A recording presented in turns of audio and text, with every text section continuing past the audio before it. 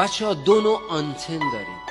یه نوع آنتن داریم که اصطلاحاً ما بهش میگیم آنتن آنالوگ یا آنتن شاخه‌ای، همین آنتنایی که بالای پشت بومای خونه ها هست. خاصیت آنتن آنالوگ چیه؟ خاصیت آنتن آنالوگ اینه که همه کانالا رو میگیره، اما ضعیف و قوی، ولی همه رو میگیره. به قلبتون مراجعه کنید ببینید آیا قلب شما این آنتن آنالوگو داره یا نداره. اگر داره هوسه.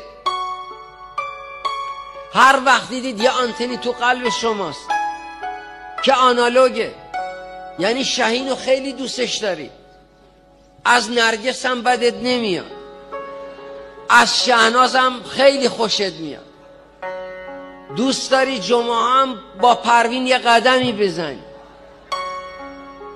نمیدونم لپای معنازم بکشی. اگر دیدی یه همچه آنتن خراب شده ای تو قلب شماست، بدونید که عشق نیست، فقط هوسه، فقط.